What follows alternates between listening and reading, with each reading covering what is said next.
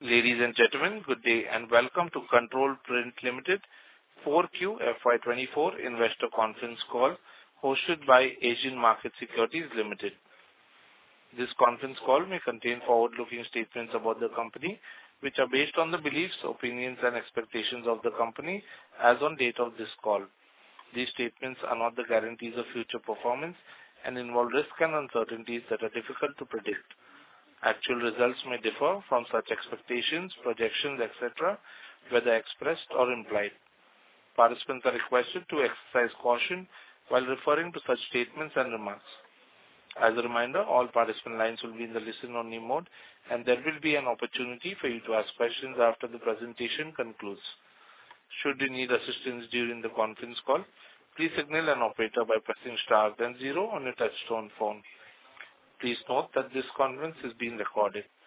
I now hand the conference over to Mr. Karan Bhatia from Asian Market Securities Limited. Thank you, and over to you, sir. Thanks, Zico. Ladies and gentlemen, good afternoon, and welcome all to the Control Print Limited fourth quarter and FY'24 earnings conference call hosted by Asian Market Securities. From the management side, we have Mr. Shiva Kabra, Joint Managing Director, Mr. Jaideep Barve, CFO. Now I would hand over the call to Jaideep, sir, for his opening remarks. Post that, we shall open the floor for Q&A. Thanks, and over to you, Jaideep. Good evening, everybody. I am Jaideep Barve, the Chief Financial Officer of Control Print Limited. Welcome everyone to the earnings conference call for the fourth quarter of the financial year 23-24 of Control Print Limited. We appreciate that you have taken out the time from your busy schedule to attend this call. Mr. Shiva Kabra, the Joint Managing Director of Control Print Limited, also joins me on this call.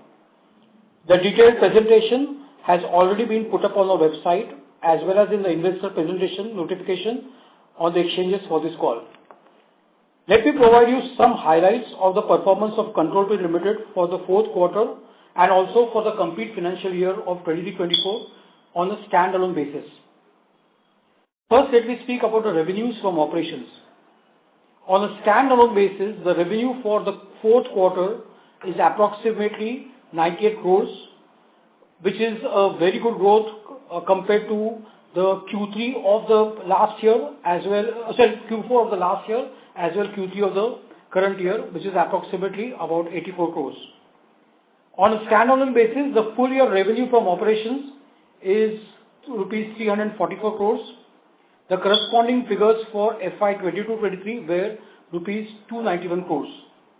Pipes, food, cement, FMCG and beverages are our top 5 earning sectors. Our performance in the Q4 has been the highest amongst all quarters so far. On the expenses side, the cost of goods sold has remained more or less consistent between 40 to 41% of the sales in the fourth quarter. This is almost in line with the previous periods. However, we definitely look for improvement in reducing this with optimized buying strategies. Employee costs, depreciation, manufacturing costs, and other expenses are incurred in line with the business operations. On the profitability levels, the EBITDA, PBT, PAT, and EPS, excluding the exceptional items, have grown up by 23.6%, 23.4%, a negative 9.3%, and negative 7.4% on a YOY basis. There exists a considerable scope of improvement due to higher revenues, obviously triggering economy of scale. We believe we have got a strong way forward. Our focused marketing plans will obviously result in increased sales. We've got diversified sales teams focusing on results. Installed base is being increased, focusing on increased market share. There has been good traction in the track and trace and masks and safety products business. And print technology will be used in Indian operations in the next year. With this, I am leaving the floor now open for questions. Me and Shiva Kabra will answer them. Thank you very much. We will now begin the question and answer session. Anyone who wishes to ask a question may press star and 1 on the touchtone telephone. If you wish to remove yourself from the question queue, you may press star and 2. Participants are requested to use handsets while asking a question. Ladies and gentlemen, in order to ensure that the management is able to address questions from all participants in the conference, please limit your questions to 1 or 2 per participant. Should you have a follow-up question, we would request you to rejoin the queue. We will wait for a moment while the question queue assembles.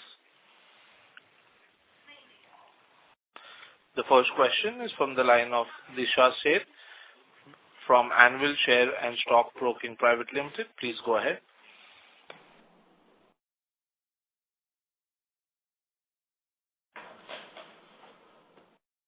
Disha Sheth, may we request you to unmute your line from your side and go ahead with the question.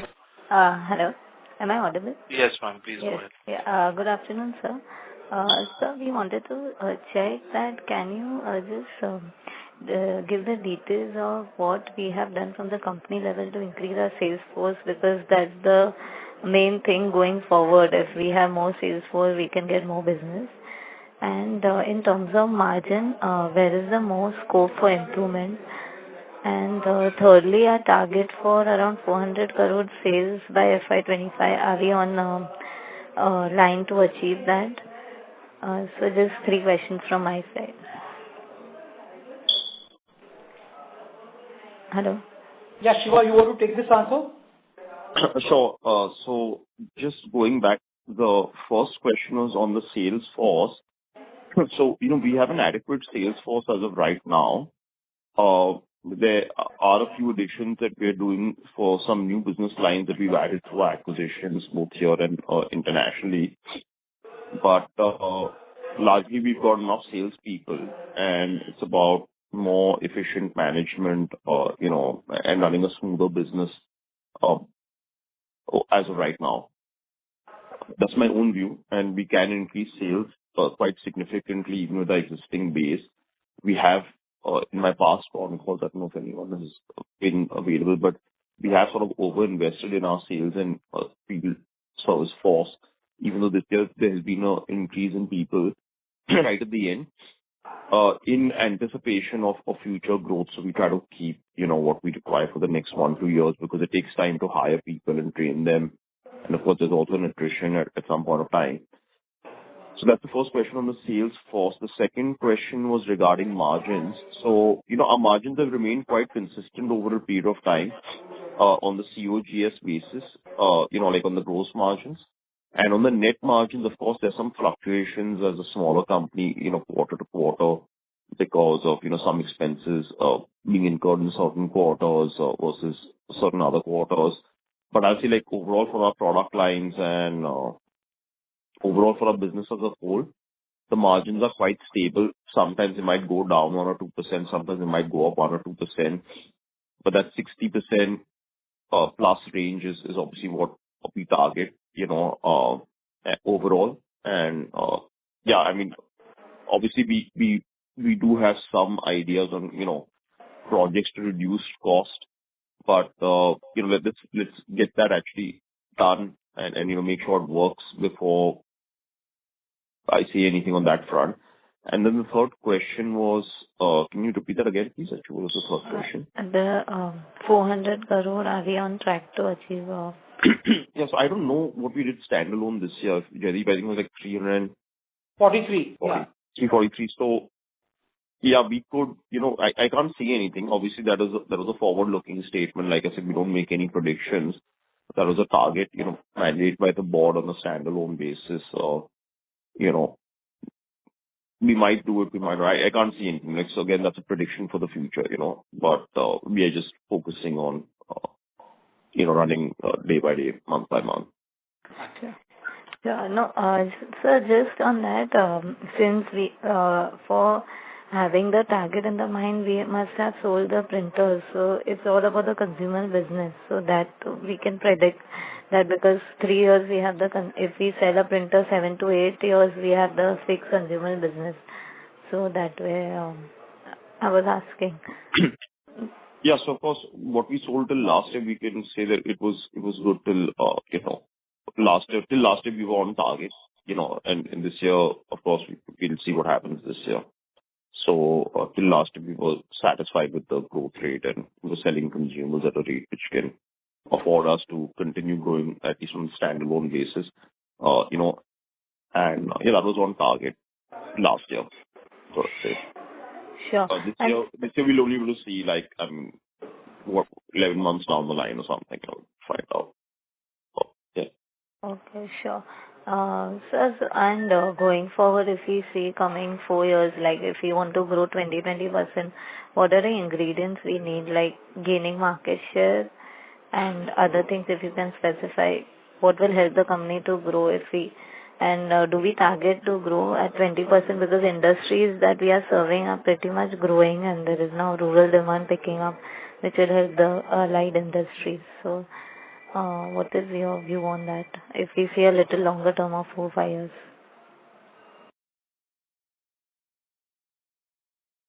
Yeah, so I think that, our industry growth rate is normally about 1.5 times GDP growth, or manufacturing industrial growth, approximately.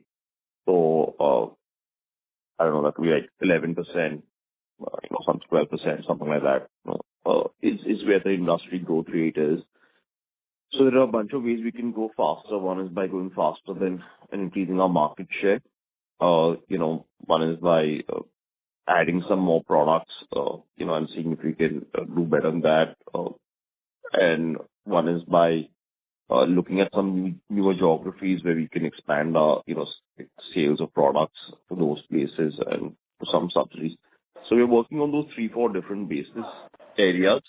The first obviously is to maximize our sales in India itself, because in the short to medium term, that is absolutely the most profitable extra rupee in sales for us, and then we're also working on some other things to grow faster.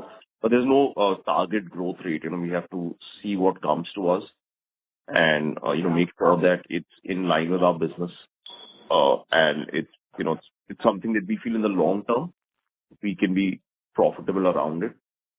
We can maintain our margins. We can do the type of products that are sort of compatible with what we do right now.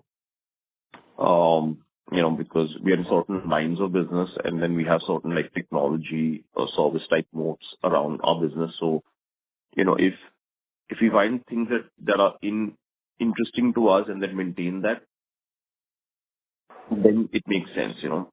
And, we don't want to get into certain other areas which might give us the growth rates, but, might be much more cyclical or commoditized in that aspect, or competitive. Sure. Okay. And sir, if you can give the split of consumable sales this year, this quarter and this year. Shiva, I can take this question. Please. Yeah, hi. The breakup is for Q4, I'm talking first. It is 16% for the printer business. Consumables comprised 59%, spares 9%, and service 17%. Pardon? Spares? Spares is 9%, and service is about 17%. Okay. But if you want to consider the entire 12 months of 23-24, it would be about 16% for printers, 61% for the consumables, 8% for spares, and 15% for the service. Oh, okay. And sir, you mentioned that our target is to keep our EBITDA margin in this range of around 25 to 26%. Am I right? I just missed that point. No, I didn't mention anything like that. I said our gross margin range should be consistent at 60% or higher. And then the net margins depend on, really, like it can fluctuate a bit quarter to quarter, depending on some things. That is okay. Yearly, what do we see?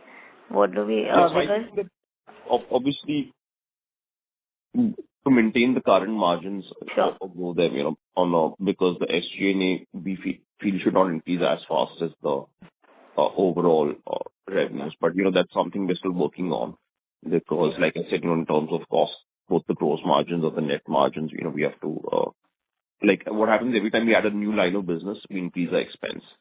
Sure. And, we need to, so on a standalone basis, we might get a better idea. On a consolidated basis, it might drop because those are still nascent businesses, which need to hit a certain economic scale to actually contribute to the bottom line and improve margins. And sir, just... Sorry to interrupt, ma'am. May I request that you return to the question queue? I will come back in the queue. Yes, thank you. Thank you. A reminder to all participants, you may press star and 1 to ask a question. The next question is from the line of Naisal Parekh from Native Capital. Please go ahead. Yeah. Hi. Hi, Shiva and Jaideep. Thanks for taking the question. The first one is, on the investments that we've made in this quarter, in the Europe, in the Control Print BV Netherlands. Can you just talk a bit about that? What's the thinking? And, are we looking at Europe as a market? What's the strategy around it? Just if you can talk a bit. So if I just get that question, because there are two different investments here. One is Control Print BV, which is our holding company in Europe, and then there's Markprint BV, which is the step-down subsidiary, which is an operating company. So can you just clarify this again so that Jaideep can answer this question properly? Codeology Group that, we acquired, and then we set up the Italy subsidiary as well. So the question is around that. So first I'll address the numerical part, and then the business part Shiva will address. So yes, there has been a substantial increase in investment. We've got our SPV for the holding company, which is a holding company, the Control Print BV based out of the Netherlands. And under that, we've got 3 operating companies. So one of them happens to be Markprint, which you are aware of that. So as per the management agreement, we've invested a further 5% into that company in this quarter. In the month of February, we've invested another about 1 million Great Britain pounds in Codeology Group Limited, and we've acquired 50.49% stake in that company. And as recent as March 24, we've set up a new company called CP Italy in CP Italy SRL, and there's a small investment of about 10,000 euros in that company. So Shiva would talk about the business foresight into that. Yeah, so just getting back, of course, this is an important question, from everyone's point of view. Now, just getting back to Codeology. So Markprint was an existing, subsidiary of ours, and we've increased our stake out there. And that's part of our long-term expansion into the sort of coding plus area, which is, beyond the date code and batch code, where people want to print up a larger amount of information on products. The second part was specifically with regards to Codeology UK. I'll just explain that. Now, Codeology is something we've been working with for about 15 years in the past, on and off. So we are well aware of the management team out there.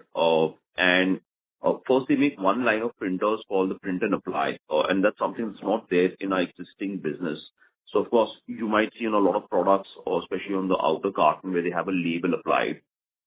We print directly onto the products. We don't use the printers which print onto a label and then apply the label onto the products. And that's sort of a more specialized.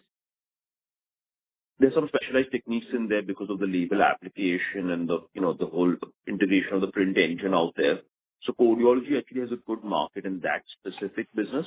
And so there are two purposes of this acquisition. The first is, in a very specific way, to add the print and apply a portfolio, a proven one to our own product portfolio in India.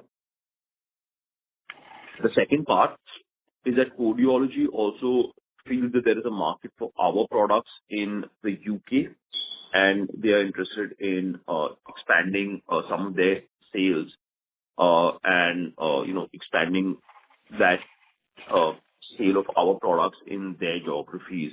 And they already have a good customer base where they can cross-sell this. And of course, we already have a base out where we can cross-sell their print and apply. So that made sense, again, because of the comfort level of working with them for so many years and knowing their products quite well. So we've cooperated with them in a few different cases where also in the past. Now, the third thing, which is significantly bigger than the other two cases, is, the Control Print CP Italia SRL. That's the third investment we made. And that's a significant investment because beyond the amount we've invested, there will be a substantial continuing investment in that. And it's also a very large business opportunity. Now, there is a presentation that we would have released, an investor presentation. In that, there are some video links, and I think that'll if someone can click on those and see what that product does, you'll get a better idea of what it is. But essentially, it's in the sort of single dose, single use or single serve space. And V-Shapes is a company that has like a lot of patents around the space. We already had a joint venture with them, and we decided to acquire the entire company through our Italian subsidiary. So we formed a subsidiary in Italy called CPL Italia SRL, which is a 100% step-down subsidiary of Control Print BV, which is also 100% subsidiary of Control Print. So in the end, it's 100% owned.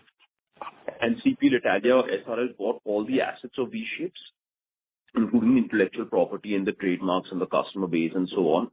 And we purchased that entire set of assets as a sort of like whatever basis it's called, from V-Shapes SRL, and now it belongs to CPL Italia. And essentially, we are planning to develop this. It's a slightly different line of business to what we do. So this is in the packaging machinery space. We are also in the packaging machinery space technically with our printers, but we're more on the printing side of the packaging machinery. This is more in the core packaging machinery to make single dose type products, which have applications in pharmaceutical, in cosmetics, especially the higher end cosmetics, and of course in a lot of food, condiments, food, and certain types of sauces. So it can be used for any type of liquid packing. And also there's a development for a powder packing option, which again is only primarily for the pharmaceutical industry. So it's a sort of adjacent space that we're getting into compared to what our existing business is. And the scope in that is quite the addressable market is quite large because there's a massive area of single dose, single serve. It is more expensive than cheaper areas like sachets. It can be cheaper than certain other areas like single serve glass bottles or other types of things. So, but the space has to be created, for that.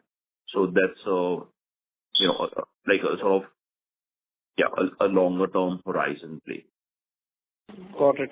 That's very helpful. Is it possible for each of these three, can you give a sense of what was the revenue and profitability like for last year?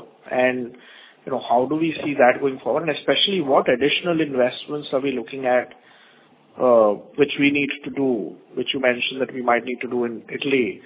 So what additional investments do we need to do in each of these three subsidiaries? So if I can break the question into two parts. First, if Jaideep can address yes, I'm back online. So actually I got cut off for a minute there. But Jaideep was going to address the first part of the question, which was the specific revenue numbers I think that you guys were discussing. But approximately for the Codeology Group, it is about 700,000 Great Britain pounds. That's the revenue for them. For Markprint also, it's about 750,000 euros. And CP Italy is just started, And if you can, for CP Italy, which we are planning to invest in, is there we acquired their assets, but what was their revenue like? Is there any sense of what is the market potential like globally or in India? So what happened was in the COVID time, they sold a bunch of machines for hand sanitizers, and the revenue was something like the 12 million euro space for those 2 years, 12 million euros a year. Then it dropped to about 2.5 or 3 million euros because all those machines sort of went off. And it is a slightly different model because although it's a packaging machinery space, the material also has to be purchased through us because it's a proprietary, it's like a patented material also that has to be used. So it's a bit like Tetra Pak, where you get the machine from us. So Tetra Pak normally sells, but normally they lease the machines to you. But then you have to also buy the Tetra Pak packs from Tetra Pak. So it's a sort of different space in a way. So we also felt more comfortable because there was an innovation around it, was more technology based, and then it was a combination of a machine and an aftermarket, which is sort of where we felt we had some understanding of this area to that extent, rather than just a pure capital machinery sale.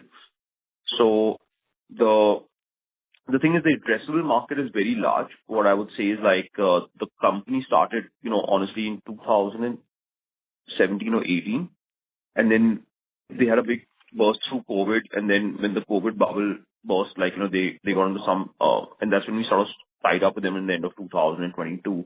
And then they got into some financial issues, and that's sort of where we got the opportunity to purchase them because they, like I said, they had a big base in certain markets, but then some of those customers and industries, especially in the sanitizer market, where they had a very large profitable sale, like that sort of collapsed very suddenly, as you can imagine. And then, the refocus was obviously much more expensive and taking a lot longer for them with a high cost base, which then, so the good thing is for us is they've cut their cost base, because they had 47 employees. Now, when the time we purchased them, they were like, and right now they're 14. So, So the cost base, I mean, the amount of people and the size of the company has already been right-sized in a way. So it's very easy for us to step in without getting into all these, like, messy areas of, doing other things. And we bought all the assets we want without, dealing with any of the other past liabilities and, things and whatever those are. But the essential thing is, like, I think the business scope is quite large. Obviously, that's the reason we've gotten into it. So it could be significant because it's a large addressable market. In the end, the product is good. It's high quality, it's premium, it's innovative. But, it's like a marketing type of a product. There's no like direct comparison, right? Like there's no, like Tetra Pak created its own market, right? Like they're competing with glass bottles or with, HDP bottles or with pouches, right? Like, how we get pouches of milk.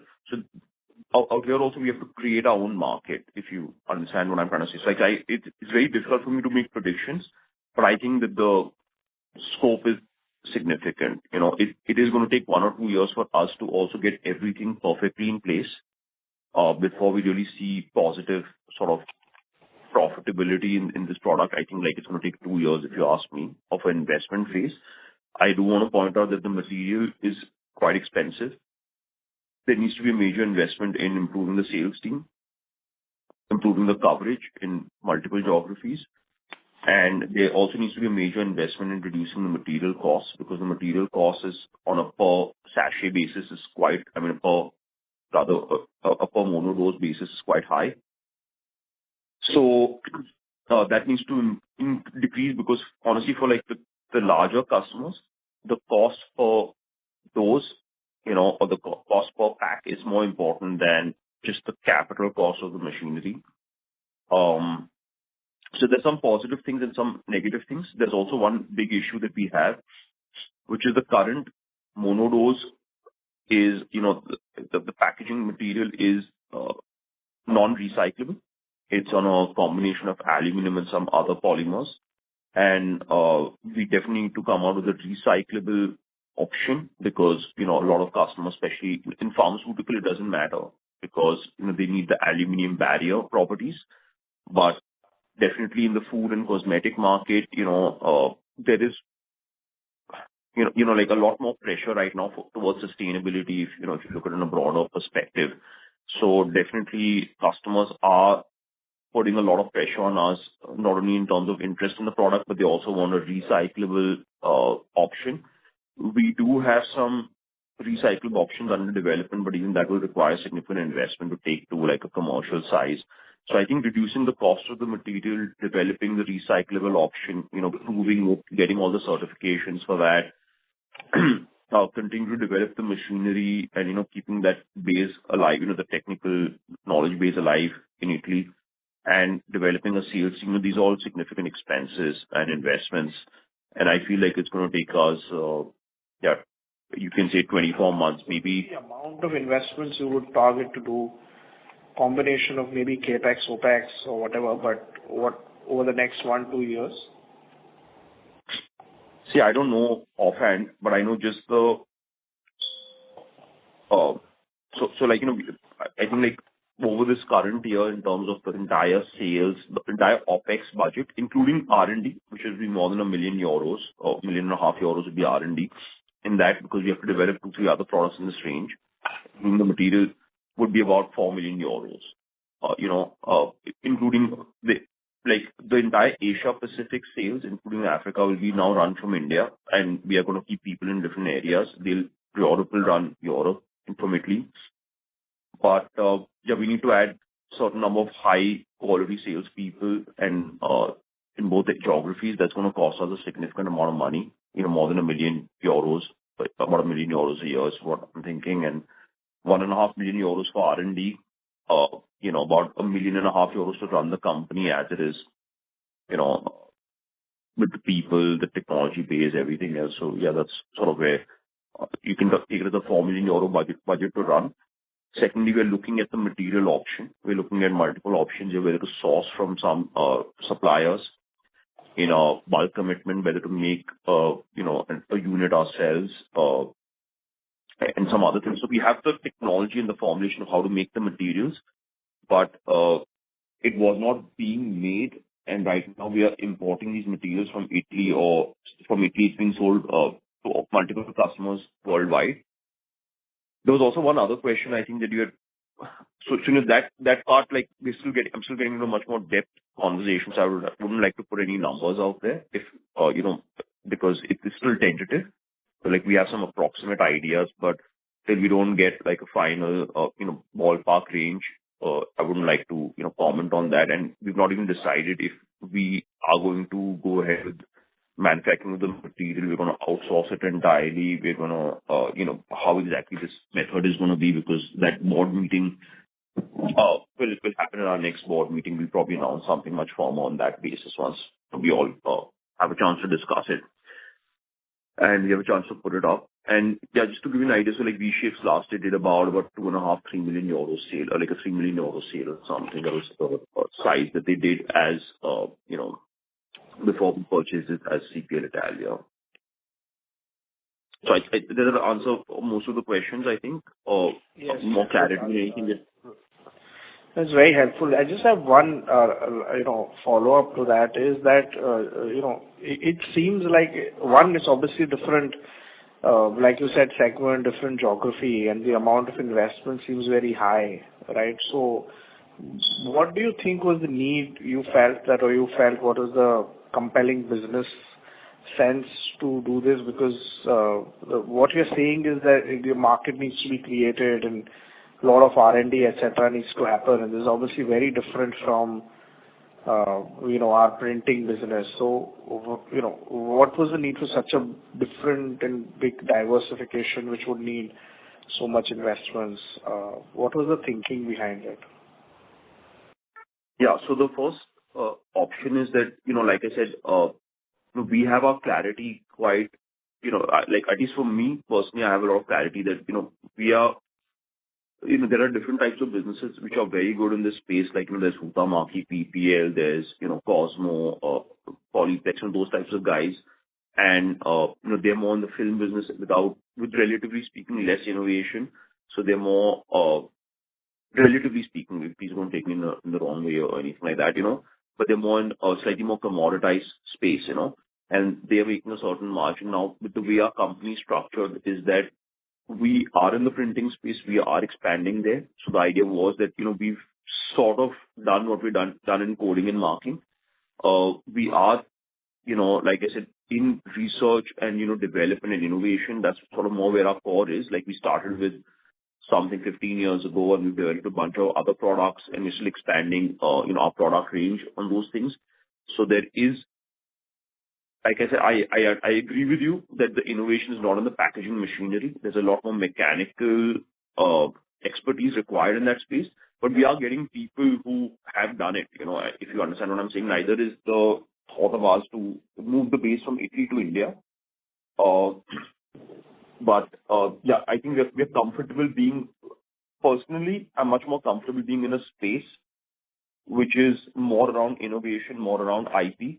More around, like marketing and you're creating like new needs for customers, frankly, rather than, just being, sort of closeted in this very specific space, where we feel that, like even though there might be less risk, but there's also like less reward. So, we definitely back our management skills. We find out in the long term what the reality is, but we definitely believe that, we've got that capability of doing it's worth the risk. The reward is worth the risk because the scope is large. The second thing is, specifically I want to address that there is, I think because we were working with V-Shapes for about a year and a half, we have sold a machine, we have worked with them, and we have a fair idea of the interest in this product from customers in India. And that's obviously where the overlap was, because we are selling to the prime customers in India. We have like a huge customer base in the packaging space, and there is a definite interest in this product.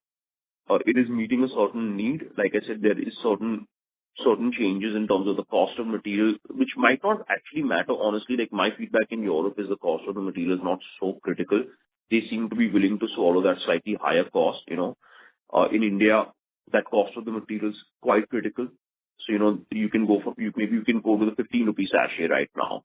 If you get the cost of the material down, we can even target a 7-8 rupee sachet, and try to change a 7-8 rupee sachet to our sort of mono, like semi-rigid, mono wrap type of a solution.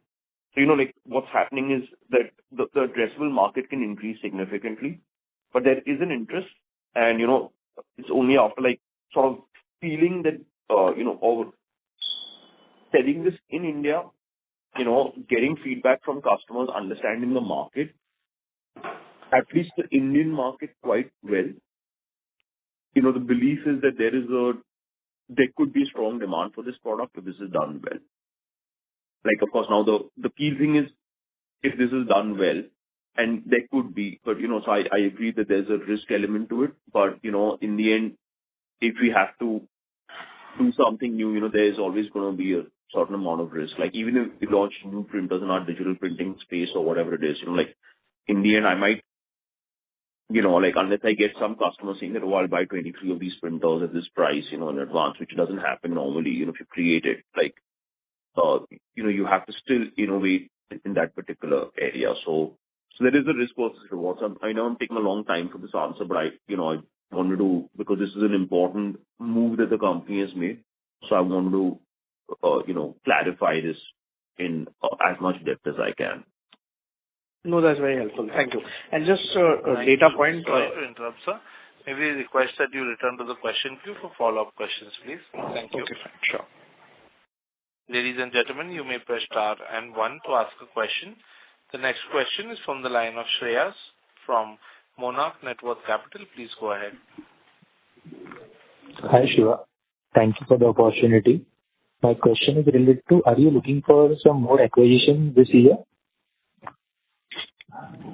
No. So right now, I think we have our hands full. There is a second area that is going on, which is, because we've got a good product lineup of our existing coding and marking and digital printing products. We are looking at some geographical expansions, but not acquisitions, just like expansions, like minor, we might look at setting up 1 or 2 outposts here and there just so that we can sell in different areas. It might also help for our V-Shapes business that we've taken over, so that we have, some areas where we can have a more direct service and setup center. So, but I think that there's no more acquisitions till we streamline V-Shapes to at least, a break-even basis, which, like I said, I envisage can take 24 months. But, so till that point of time, nothing major. I don't think it'll be allowed anyways, but, I wouldn't ask for something like that in any case. So that's the situation that's there. And, yeah. Yes. You told there is a CapEx plan, right? No. I said we're still exploring it. There's a project that we are trying to report that I'm working on, because I need to understand, I think for the V-Shapes business, the cost of materials is a critical aspect. Like how in the Tetra Pak business, one is the machine you buy from Tetra Pak, but then, the cost per pack can also matter a lot in terms of the volumes. So it's the same thing in our thing. The machine cost is expensive. I won't get past that. But for the larger customers, the major customers, it's not a stumbling block. But for the cost of material, could be a stumbling block. So I'm just giving you an idea, like just on a hypothetical basis. If I was speaking to someone, like say Marico, and they were looking at a single dose of some sort of whatever set wet gel or whatever those things are, and for them, maybe they can say that, we can afford 1 rupee per mono dose. per mono wrap. But we can't afford 2 rupees. And maybe right now we are at the 2 rupee cost per mono dose, just to give a hypothetical example. So we are trying to get as close to that viewpoint so that we can get into a much more bigger addressable space. So in pharmaceutical, the material cost is not an issue. It's just the marketing needs to be improved, and that's a sector we can easily target as of today in India, because the material cost is well within their budget. But if you want to get into the food and cosmetic space, like single serve honey or jams or Nutella type products or, all those sorts of things, we'll have to look at the cost of the material. There are multiple options here. We can try to outsource in a large way with a large commitment, do some other things. We can look at manufacturing in-house or through a dedicated contract package. So there's 2-3 things that are being worked out. Like I said, till I don't get the entire details sorted, till I don't get a board approval, till we don't know what's happening, how we're going to move ahead, it's difficult for me to give any type of specific numbers beyond that. But I can say that, yes, we are exploring multiple options here. Thank you. Thank you. The next question is from the line of Devin from Marcellus Investment Managers. Please go ahead. Hi, Shiva.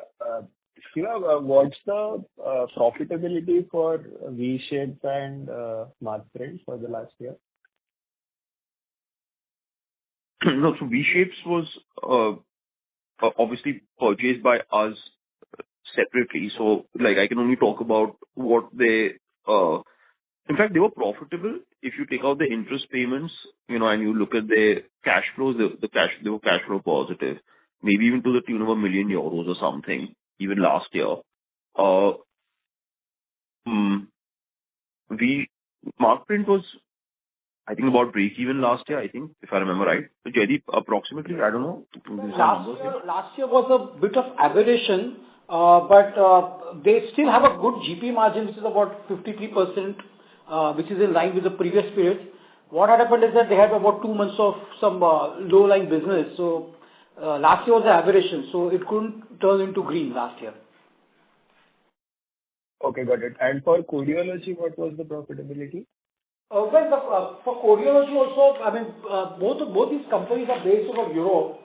So quite frankly, they had a dip in the business for 2-3 months of the year.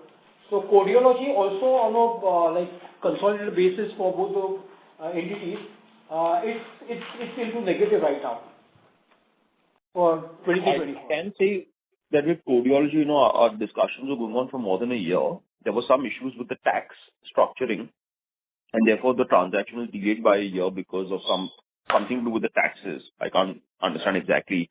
Something to do with some taxation matters. And therefore they need to do some transfers, something or the other before, and then wait for some time before going ahead with this. And I requested them specifically that, assume that the transaction will happen and, go ahead. So we have been investing at a higher rate than what they normally would, and that could have also been one of the reasons for their slightly lower results. So with Codeology, I wouldn't look so much at the profitability last year because, we did request them to increase their size and scope of business. So they did hire some additional people and some additional costs they've undertaken, specifically in the last year. And it was with the knowledge that this transaction will happen whenever this taxation 1-year period or whatever happens gets over. Okay, understood. And second question, Jaideep, this quarter there was a tax adjustment of 32 lakhs in Q4. So what was that regarding? No, actually, we have some gains from the sale of investments. So, that actually was the reason. Other than that, our margins are still the same thing. There was a similar tax expense in the previous quarter, right? That you return to the question queue, sir. Follow-up questions. Thank you.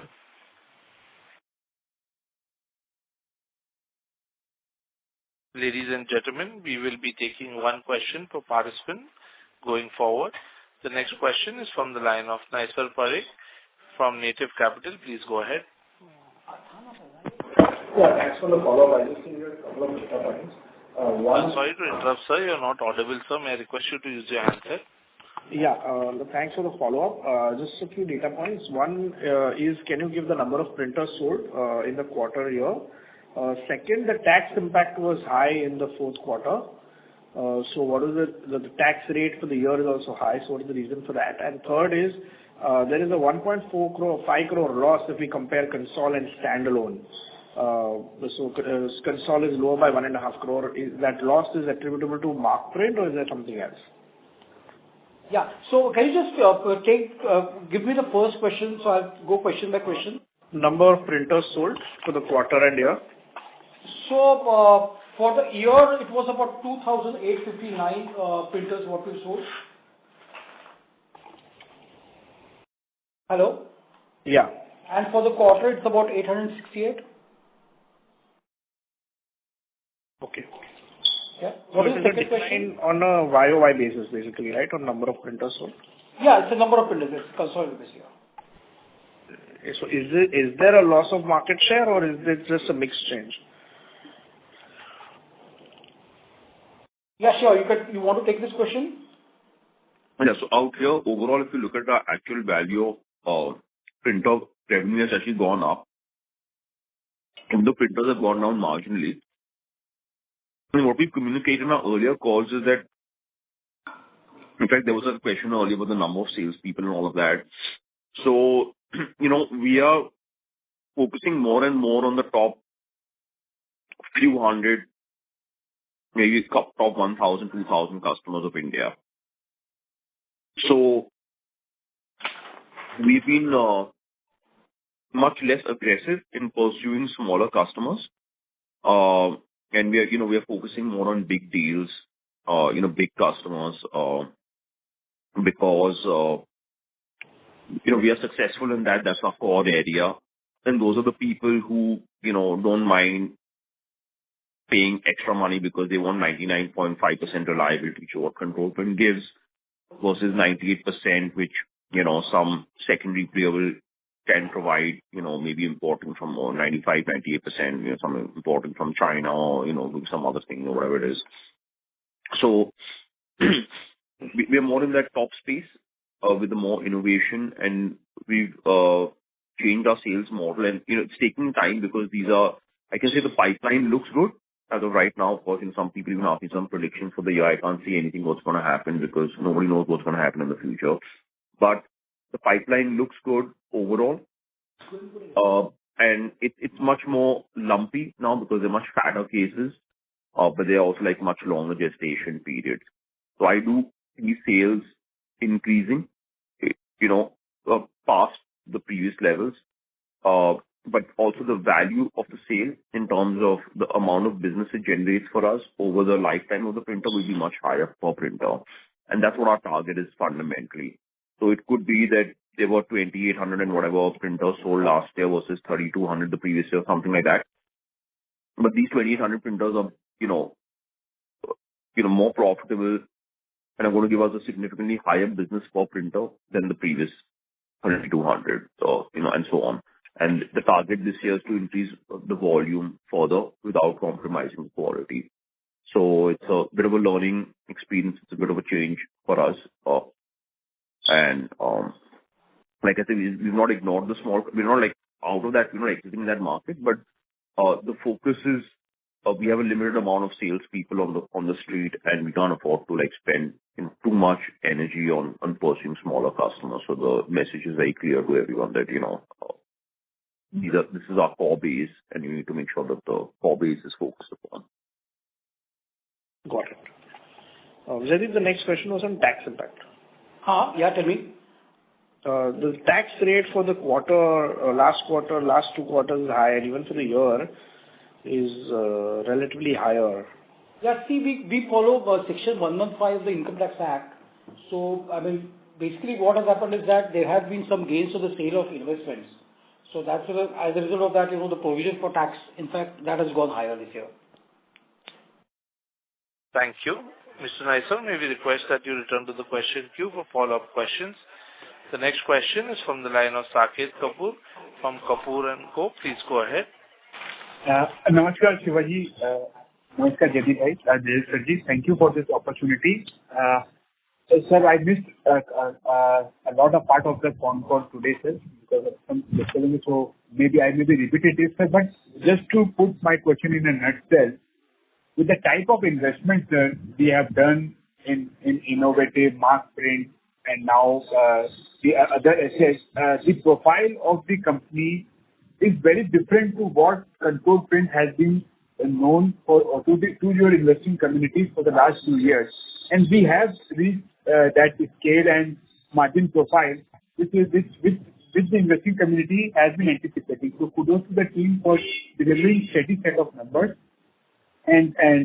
So we and also the coming for forthcoming investors also like to understand that how are these investments going to get nurtured and benefit us going ahead, since it's a sizable investment. And for the other financial aspects, part questions I have already sent to Jaideep sir. Sorry if you have answered them during the call. I'm not aware. So this was the sum and substance of my question.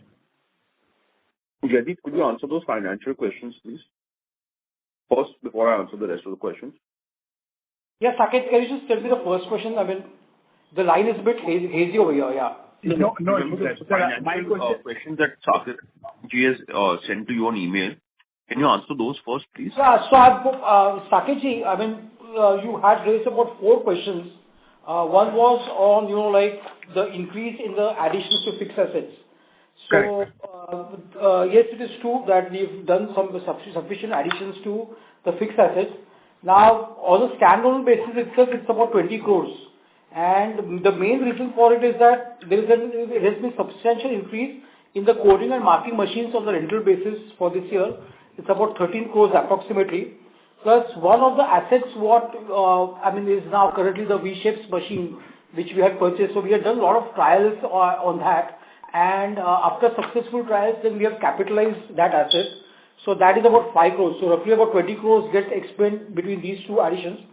And we also have the investment in... Sir, one second. Sir, out of this 20 crore that you have capitalized, how are we going to benefit in terms of the revenue addition and the margin addition from these two assets? See, Shiva would have already spoken about the value addition in terms of the V-Shapes packaging business. So what has happened is that... Can you hold on for 1 second? Yeah.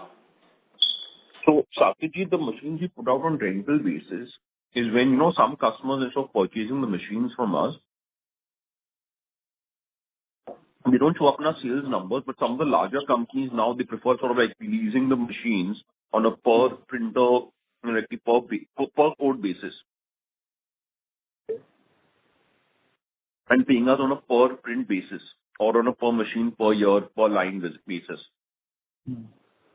So normally we enter in some companies in a multi-year contract basis, and and then we put our printers in their factories, and they expend it on a month-to-month basis for say 5 years. So it's the difference between like buying a car versus leasing a car for 5 years, and after 5 years you give your old car and you get a new car.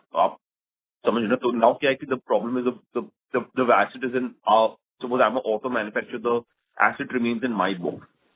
Now, for whatever reason, last year there was a lot of sales on rent basis, rental, these lease type basis, or whatever you want to call it, lease rentals. And therefore our book size increased by 13 crores plus just on that one individual basis. Then the rest were some other things, including a V-Shapes machine. But I think now, Jaideep, you can answer the rest of the questions, please. Okay. Do you understand what I meant? Just to explain this first question, out of that 21 crores, 13 crores, it's on a rental basis. Of course, those same printers will consume other things. We are going to charge rental or lease prices for them. So they will benefit us.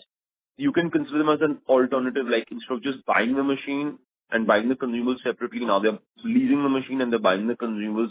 It's like an alternative model to our existing sales process. But because of the way it is structured, the fixed asset of those machines comes into our book and then it gets depreciated. So it becomes a fixed asset. We'll manufacture the machine, we'll convert it to a fixed asset, then we'll depreciate it over the life of the contract completely. And at the end of the 5 years, we will take back those machines, and that customer will normally sign a new contract sometime in the third or fourth year to take back these machines. And at the end of the fifth year, he'll replace with new machines from us. Right. But how will the revenue profile and the margins addition will be from this contract, annual revenue addition and thereby the margin? So obviously there's some lease revenue, and then it depends on the consumption per printer basis. But in general, of course, we do these types of businesses with customers who are, you can say, high profile, customers, because normally we tend to prefer selling the machines. But so if we're doing something out of the way, then we want to try to get something extra. Right. So compared to our regular revenue and margins, it should be, technically speaking, extra. But of course, I cannot give you like a exact number we do it with, but it should be slightly better than our normal margins for sure. Right. Yes, Jagdish, sir, please continue. Yeah. So, Shiva would have explained to you about the 20 crores for the fixed assets additions in standalone. Plus, as late as 29th of March, you are aware that we have purchased certain business assets of V-Shapes, which are now part of the balance sheet of CP Italy SRL. So, there are about 18 crores has been the capitalization so far. So, out of that, it comprises land and building, plant and machinery, and the patents. Yes. Yeah, Saketji. So, does it help you? Sir, I will take it offline, whatever I could not understand right now. The remaining questions also for the closing balance of investment and the cash and cash equivalent, I will take offline. You can call me anytime, Saketji. But Shiva sir was answering me, will be answering me the rationale, and now going ahead, the profile of the company would be very different than what the coding and marking work we have done, because now our acquisition are in foreign lands. We are exploring new things, and we have invested substantially in those assets. So the investing community would be needing more understanding on the investments which you have made. And I congratulate you firstly on the presentation part, also Vinayji and the team also on elaborating on giving us some hints on how the current structure is. But more details and more understanding are needed to get an understanding how will we map the visibility of the earning profile of the company, and how are these assets going to create value to us. That is the sum and substance of my question. So Saketji, as you must be known, because you are coffee Concalls, for a long time you've been an investor, and we appreciate it greatly. So like I said, Control Print is a coding and marking player, as you know. And in over time we have developed more of our own technologies, and from being mainly a CIJ only player, we have also developed some other products, and we're doing well in those other products, and we've grown our non-CIJ business. And therefore we have in the past few years, we've been able to grow slightly faster than the market, as you are aware. And we have gained a slow market share over the last 3-4 years, and we believe our product portfolio is strong, and we can continue to maintain that. But of course, nobody has seen the future, as you know. The second part, as you are aware, is that in the end, the entire coding and marking business last year in India was about between 2,000 and 2,100 crores if you add everyone. Right. We were 345 or something of this, or 340, 345, whatever it was. So we are already at about approximately 17%. Take it as 0.2, 0.3 here, depending on what your expectation on the market. 2,000 hai, 20 crore hai, kya hai, size. So there is a limit in this market size, because in coding and marking for date code, batch code, whatever, the amount we charge per print is like literally a paisa or something. It's quite low, if you understand what I mean. So there is a limit to how fast we can grow, because it depends on how fast the volume of our customers grow. So basically what we did was we did for 3 different types of expansions that we've gone for. 2 which were extremely planned. One was to get more in the digital printing or coding plus business, where a lot of people want to print a lot more information online. So maybe they want to print the ingredients, the barcodes, other types of other things online, not just date code, batch code, MRP, or whatever the normal thing is. Get into higher resolution printing. So if you see things like wood and stuff like that, where people are printing big logos, people are even going to two-color logos now. We're even offering multicolor things. So we're offering those types of things with our QR code, other type of solutions out there. The second part is that we entered into the track and trace business with our software division, which we've also invested in the last 2 years.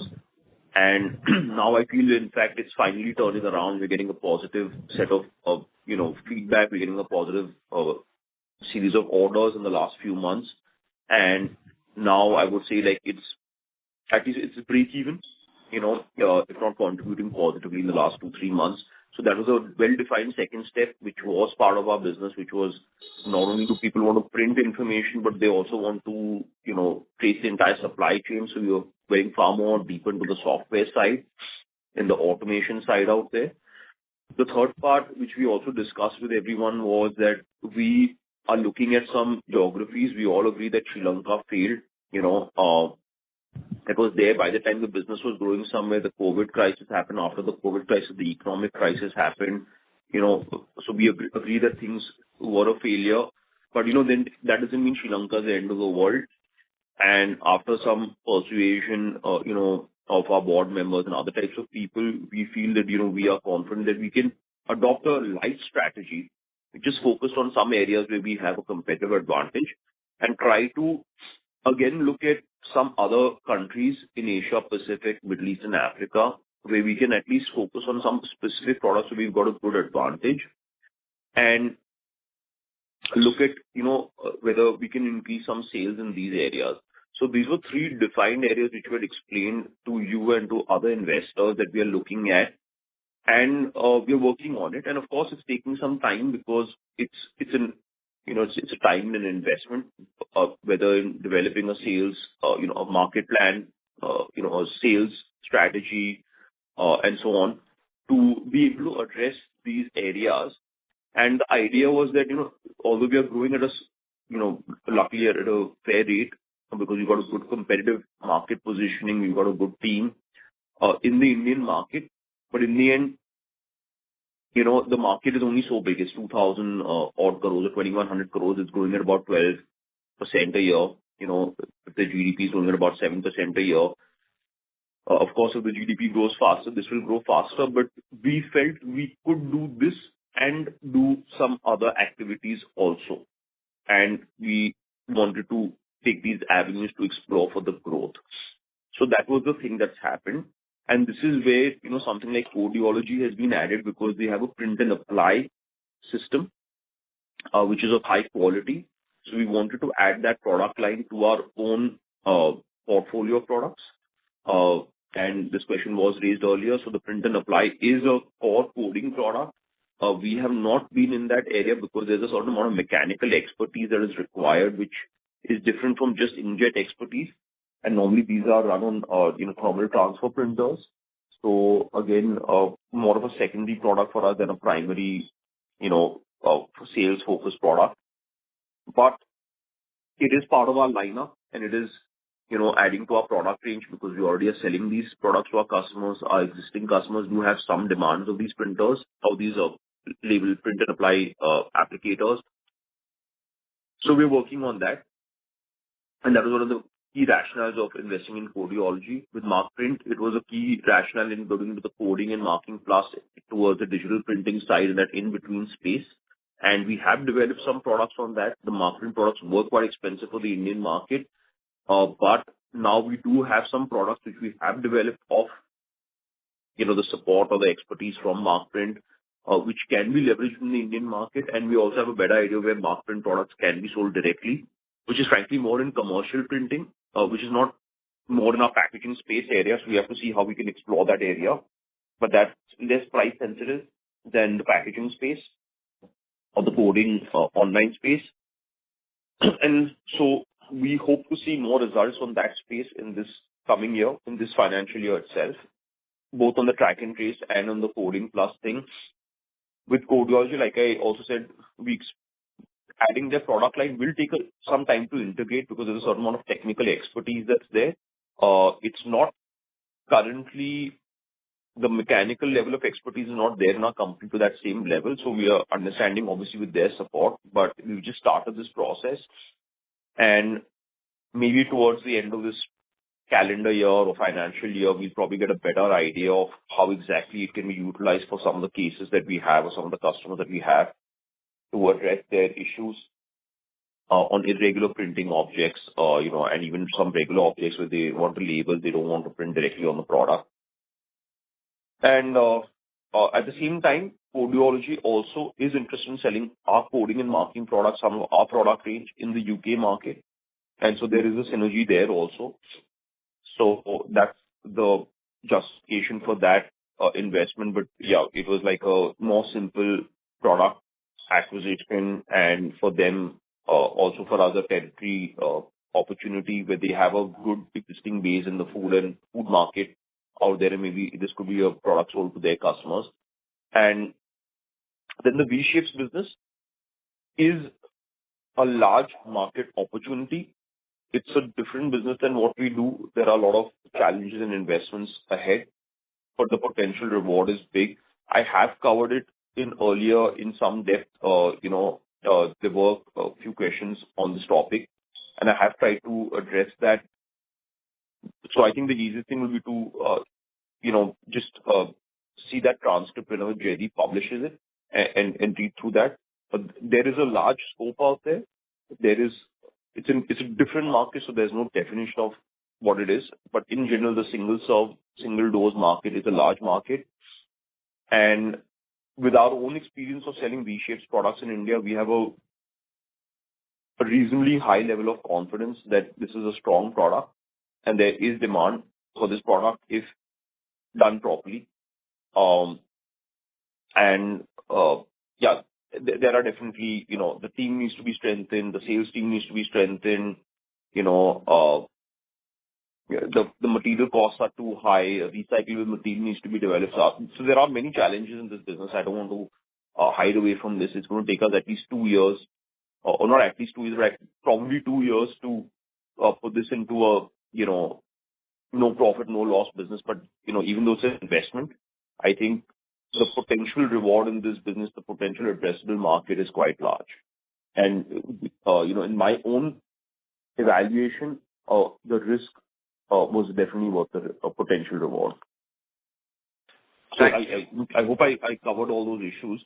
But, so some of the deeper issues, especially regarding V-Shapes, if you read the transcript that Jaideep will provide shortly, then definitely you will get the full,